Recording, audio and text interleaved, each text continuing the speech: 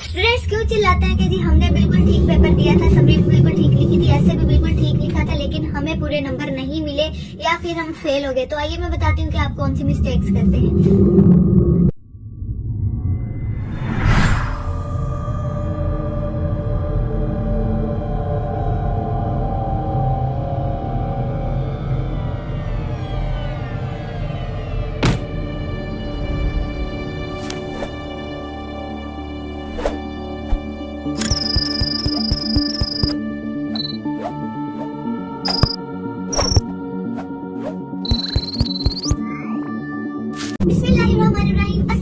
Welcome to the physics teachers channel. आज मैं आपको बताऊंगी कि कौन सी आप मिस्टेक्स करते हैं जिससे आप पेपर में फेल हो जाते हैं या नंबर कम आते हैं, जबकि आपने बिल्कुल ठीक भी लिखा होता है। तो यहाँ पर मेरे पास कुछ पेपर्स हैं, step by step physics, chemistry, bio, Urdu, English, सबका मैं आपको बताऊंगी। बहुत सारे स्टूडेंट्स ने कहा हुआ था कि आप हमें पेपर प्रेजेंटेशन कैसे करते हैं, लिखना कैसे है, सारी डिटेल बताई। तो यहाँ पर मेरे पास एक पेपर है मेरी अकेडमी का, एक नहीं काफी ज्यादा पेपर्स हैं जिनमें मुख्तलिफ बच्चों ने मुख्तलिफ तरीकेकार से पेपर दिए हुए हैं, और मैं आपको बताऊंगी किसकी प्रेजेंटेशन अच्छी है और किसकी प्रेजेंटेशन अच्छी नहीं है। सबसे पहले है एक 10th क्लास का ये पेपर है, इंग्लिश का है। आज मैं इंग्लिश के पेपर की आपको प्रेजेंटेशन बताती हूँ और गलतियां बताती हूँ। सबसे पहले ये देखें, इस तरीके की प्रेजेंटेशन ये जरूरत थी, आप खुद बताएं मुझे कि ये साइडों पर लाइनें लगानी थी। एग्जामिनर ने देखना है, कोई भी दूसरा बंदा अगर देख ली तो उसने कहना है कि भाई ये टाइम वेस्ट किया हुआ है, ठीक है, कि इसको पेपर नहीं आता तो इसने ये लाइनें लगानी शुरू कर दी। First impression is the last impression, तो आपने सुना ही होगा। और फिर अगर फर्स्ट इंप्रेशन ऐसा होगा तो उसे पता चल जाएगा कि इस बच्चे ने वक्त जाया किया होगा और टाइम पूरा किया है। उसके बाद पेपर प्रेजेंटेशन में ये मिस्टेक्स की थी, इसने मार्जिन लाइंस फजूल की लगाई है, इतनी डब्बे बनाने की जरूरत नहीं थी। और दूसरी बात ये कि 1 2 3 4 लाइनें जाया की हैं, जबकि अगर कोई क्वेश्चन शुरू किया और उसकी नंबरिंग देनी है तो एक पर देते, एक लाइन छोड़ते, नहीं भी छोड़ते तो यहाँ पर साइड पर लिख देते और फिर आगे से उसका आंसर इस तरीके से लिखा जा सकता था, लेकिन ये उन्होंने नहीं किया। ये सारी प्रेजेंटेशन बहुत बुरी है। तो ये एक बच्चे की प्रेजेंटेशन है। अब मैं आपको दूसरे की दिखाती हूँ। पेपर भी जबकि FLP था, पूरा नहीं किया इन्होंने। अब मेरे पास एक और बच्चे का पेपर है जिन्होंने ये प्रेजेंटेशन, आप देखें, आप खुद ही डिफरेंस करें इन दोनों पेपर्स में। आपको कुछ नजर आ रहा है डिफरेंस कि कितना डिसेंट तरीके से पेपर हल किया हुआ है। सब्जेक्टिव पार्ट्स और पहले भी दिखा चुकी हूँ कि ये मेन पार्ट होता है, ये आपने अच्छे तरीके से लिखना है। ये 3 चीजें हर पेपर में ही लिखनी पड़ती हैं, हर सब्जेक्ट में। सॉरी, इंग्लिश हो गया, उर्दू, इंग्लिश में उर्दू के वाले तरीके से लिखनी है, बाकी इंग्लिश, केमिस्ट्री, फिजिक्स सब में ही ये 3 चीजें लिखनी है, ठीक है। क्वेश्चन नंबर वो जो आप शुरू कर लें। उसके बाद इनकी प्रेजेंटेशन देखिए कितनी अच्छी है, ये देख रहे हैं आप, हेडलाइंस दी हुई है। और इसमें मैं आपको मिस्टेक्स मुझे आपने निकाल के बतानी है कि कौन सी हो सकती है। ये आप देख रहे हैं पेपर इनका, ये सारे क्वेश्चन एक सीक्वेंस से किए हुए हैं, ठीक है, कोई भी मिस्टेक नहीं नजर आ रही होगी। क्वेश्चन नंबर 7 शुरू किया है तो उसकी हेडिंग दी है, पेयर ऑफ वर्ड्स शुरू किए तो उनके साथ में ये बता दिया कि क्वेश्चन नंबर 7 के पेयर ऑफ वर्ड्स है। फिर इस तरीके से क्वेश्चन किया, एक पेयर ऑफ वर्ड किया, फिर दूसरा किया, सारा सीक्वेंस चेक करें जरा इनका, ठीक है। ये पेपर था हमारे पास और MCQs थे, जैसे आपको एग्जाम में पेपर आता है बिल्कुल वैसे ही बनाया हुआ था। 5 क्वेश्चंस करने थे आपने, ये सारी डिटेल है। उसके बाद डायरेक्ट इनडायरेक्ट करने थे, ट्रांसलेशन की हुई है बच्ची ने और डायरेक्ट इनडायरेक्ट किए हुए हैं। सीक्वेंस चेक करें, इन्होंने डायरेक्ट इनडायरेक्ट में सिर्फ इनडायरेक्ट लिखा हुआ है, ठीक है। तो वो पेपर एग्जामिनर को आसानी हो जाती है कि क्वेश्चन नंबर 6 है, यहाँ से वो देखेगा क्वेश्चन नंबर 6 है और पहला किया हुआ है जी, पहला ये वाला सेंटेंस लिखा हुआ है, ये वाले सेंटेंस का ये बन रहा है इनडायरेक्ट। लो जी, इतना आसान जब पेपर बंदा कर देता है स्टूडेंट्स तो एग्जामिनर खुश हो जाता है। उसके बाद समरी के लिए मुझे बहुत स्टूडेंट्स ने कहा हुआ था कि कैसे लिखते हैं, मैं पूरी डिटेल से इसको भी कर देती हूँ एक्सप्लेन।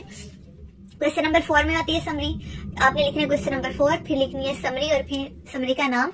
उसके बाद जब भी पोएम का नाम आपने लिखना है, ये नहीं लिखना है कि दिस पोएम, ठीक है, दिस पोएम नहीं लिखना है, आपने लिखना है कि दिस पोएम बाय, यहाँ पर थोड़ी सी मिस्टेक्स है, यहाँ पर द पोएम लिखा होता है कुछ बच्चों ने, मैं आगे आपको दिखाऊंगी, अभी आपको ऐसे पता नहीं चलेगा। तो चलिए जी, यहाँ पर देखें, ये आपको एक चीज मैं बताती चलूं कि जब भी आपने समरी लिखनी है तो समरी में ये वाली चीज जो है ना, यानी कि राइटर का नाम, वो आपने मार्कर से लिखना है, ब्रैकेट में लिखना है, हो सके तो इसको अंडरलाइन भी कर देना है। एक ही लाइन लगानी है, 2 नहीं लगानी।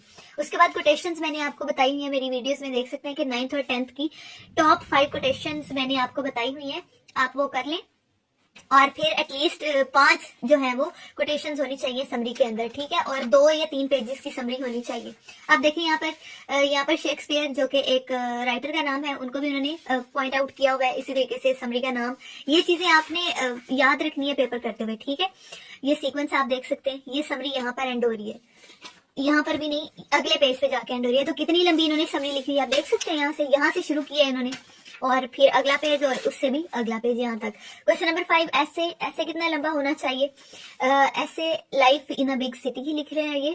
और यहाँ पर एक कोटेशन है, तकरीबन काफी ज्यादा कोटेशन चाहिए, 10 तो होनी चाहिए क्योंकि 15 नंबर का आपका ऐसे होता है। ठीक है, ये चेक करें आप, देख रही हैं आप कितना अच्छा लिखा हुआ है इन्होंने। कोई आपको अगर मिस्टेक मिलती है तो मुझे बताएं। इसमें इतना डिसेंट लुक है पेपर की। और ये यहाँ पर देखें कितने पेजेस का उन्होंने, पूरे 3-4 पेजेस का लिखा हुआ है ऐसे। तो इनमें से अगर आप कोई गलती निकाल सकते तो मुझे बताइए। ढूंढ के निकालनी पड़ती है और इतना एग्जामिनर के पास टाइम नहीं होता और फुल नंबर ले लेते हैं। ऐसे बच्चे जो हैं वो टॉप करते हैं एग्जाम में। ठीक है, ये पेपर मैंने आपको दिखा दिया है जो अच्छा है, प्रेजेंटेबल है। आप इस प्रेजेंटेशन को इंग्लिश के लिए आप जो है वो यूज कर सकते हैं, यानी कि इस इंग्लिश प्रेजेंटेशन को आप ऐसे ही करें तो आपका पेपर इंशाल्लाह ठीक होगा। उसके बाद एक और बच्चे का पेपर है और इनकी प्रेजेंटेशन भी ठीक है, कह के मैंने ठीक करवाई है। ये थोड़ी सी गलत है, ये स्टार्स नहीं बनाने थे, मैंने मना किया था। नेक्स्ट टाइम इंशाल्लाह ठीक होगी, मजीद मैं करवा रही हूँ। ये स्टार्स वगैरह नहीं बनाने थे और 2-2 लाइनें नहीं लगानी थी, ये मिस्टेक्स आ रही इन बच्चों की। और ट्राई अगेन समरी जो है ये भी थोड़ी मिस्टेक है, यहाँ पर भी डबल लाइन नहीं आनी थी और यहाँ पर भी नीचे डबल लाइन नहीं आनी थी, साइड्स पे लाइंस आनी थी। आपने पिछली समरी चेक की होगी जो पिछले बच्चे ने की है, और मार्जिन लाइंस साइड पर डबल लगाई है और उसके अंदर लिखी हुई है कोटेशंस।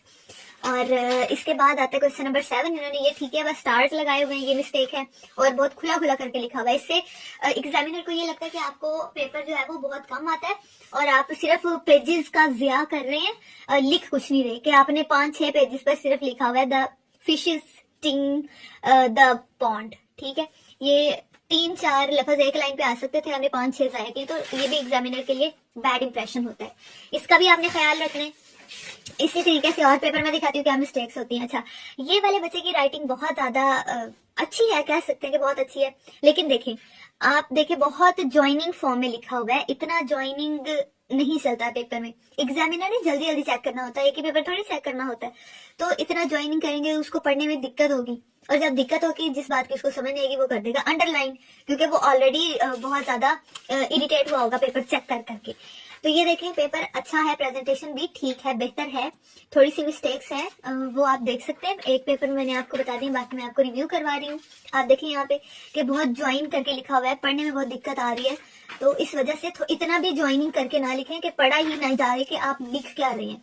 थोड़ा सा इस चीज का भी ख्याल रखें ताकि एग्जामिनर को कोई दुश्वारी पेश ना आए आपका पेपर चेक करते हुए। उसके बाद एक और बच्चे का पेपर है, ये भी ठीक है, अच्छा किया हुआ है। ये देखें ज्वाइनिंग की हुई है लेकिन इतनी नहीं है, हर वर्ड हर चीज जो है वो क्लियर है। सॉरी, देखिए यहाँ पे हर चीज, हर वर्ड, हर सेंटेंस क्लियर फॉर्म में है।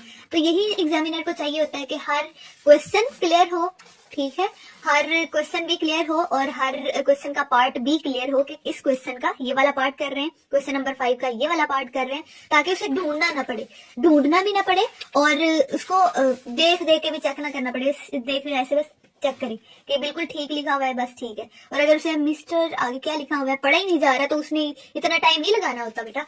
तो ये चीजें आपने गौर करनी है। ये भी पेपर ठीक है, बेहतर है, काफी अच्छा है। इस बच्ची का प्रेजेंटेशन इतनी अच्छी नहीं देखी, इतना छोटा सा लिखा हुआ है, मतलब बोरिंग सा लुक आ रही है ना, आप देख सकते हैं यहाँ पे बोरिंग लुक आ रही है।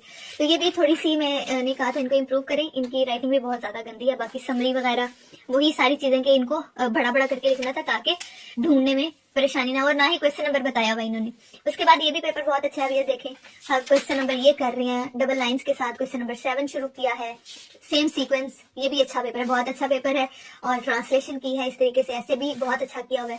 तो बहुत अच्छी प्रेजेंटेशन है इस बच्ची की भी। उसके बाद ये वाली बच्ची की प्रेजेंटेशन, राइटिंग अच्छी है लेकिन प्रेजेंटेशन अच्छी नहीं है, ठीक है। आप देख सकते हैं subjective part number 1, that's it, this is not the presentation, ठीक है।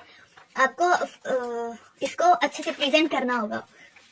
अच्छा है, बोर नहीं होगा, लेकिन प्रेजेंटेशन अच्छी नहीं, गुड लुकिंग नहीं है कि एक्साइटेड नहीं होगा एग्जामिनर चेक करते हुए। उसके बाद ये प्रेजेंटेशन बेहतर हुई है आगे से, लेकिन इन्होंने बहुत बड़ा बड़ा करके लिखा हुआ है, इतना बड़ा लिखना नहीं था जितना इन्होंने लिखा हुआ है। तो चलिए जी, ये हमारे टोटल आज के पेपर थे।